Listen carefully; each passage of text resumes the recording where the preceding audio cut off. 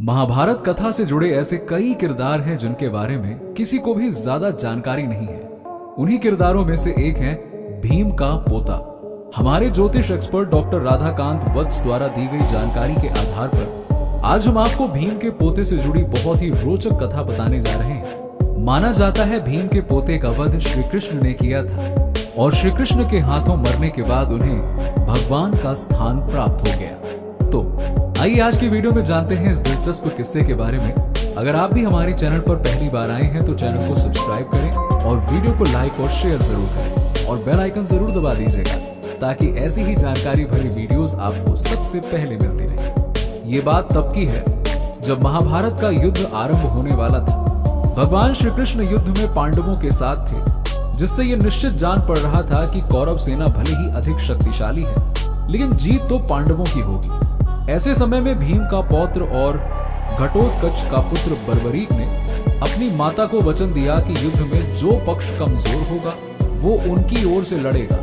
बर्बरीक ने महादेव को प्रसन्न करके उनसे 3 अजेय बाण प्राप्त किए।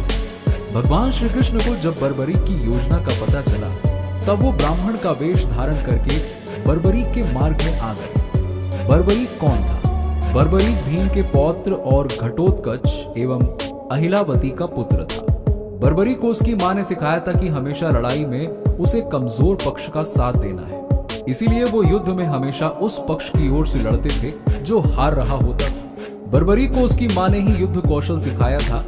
उसे शिव का अवतार माना जाता था। वहीं कुछ कथाओं में इसे यक्ष का इंसानी रूप में पुनर्जन्म भी कहा गया। बर्बरीक की अद्भुत वीरता और निष्ठा के कारण उसे भारत के महानतम योद्धाओं में से एक माना जाता है।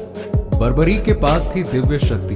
बर्बरीक बहुत ही पराक्रमी योद्धा था। कहा जाता है कि अपने तप से उसने दिव्य शक्ति हासिल की थी। बर्बरीक के पास 3 ऐसे बाण थे जिससे युद्ध क्षेत्र में पूरी की पूरी सेना का 1 मिनट में खात्मा किया जा सकता था। ये बाण अपना लक्ष्य भेद कर वापस उसके पास आ जाते थे। इसी वजह से बर्बरीक को कभी कोई हरा नहीं पाया। इन बाणों की शक्ति और बर्बरीक की अद्वितीय योग्यता के कारण उसे 3 बाणधारी के नाम से भी जाना जाता था। महाभारत के युद्ध में क्यों नहीं लड़ पाया बर्बरीक?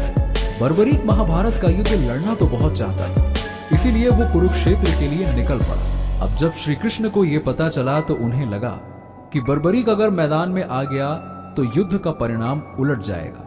इसीलिए श्री कृष्ण एक ब्राह्मण का भेष धारण करके बर्बरीक के सामने पहुंच गए। अब श्री कृष्ण जानते थे कि बर्बरीक की उपस्थिति युद्ध की दिशा और दशा को पूरी तरह से बदल सकती है। इसीलिए उन्होंने एक योजना बनाई। जब श्री कृष्ण ने बर्बरीक से मांगा शीश, श्री कृष्ण ने ब्राह्मण के भेष में बर्बरीक से भिक्षा मांगी। जब बर्बरीक ने पूछा कि बताइए ब्राह्मण देव, आपको भिक्षा में क्या चाहिए, तो बस श्री कृष्ण ने बर्बरीक का शीश मांग लिया। अब बर्बरीक को पता चल गया कि यह कोई सामान्य व्यक्ति नहीं है। उसने पहचान पूछी तब श्री कृष्ण अपने असली भेष में आ गए। फिर बर्बरीक ने श्री कृष्ण को साक्षात देखकर अपना शीश उनके सामने अर्पित कर दिया। बर्बरीक के इस बलिदान की भावना ने उसे एक महान और त्यागमयी योद्धा के रूप में प्रतिष्ठित किया। बर्बरीक ने रखी शर्त। बर्बरीक ने श्री कृष्ण के सामने एक शर्त रखी थी। उसने कहा कि वो महाभारत का युद्ध देखना चाहता है।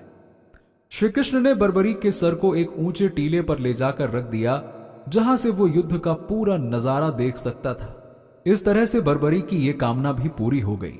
वहीं श्री कृष्ण ने बर्बरीक को वरदान दिया कि कलयुग में उसके अवतार को श्याम के नाम से पूजा जाएगा।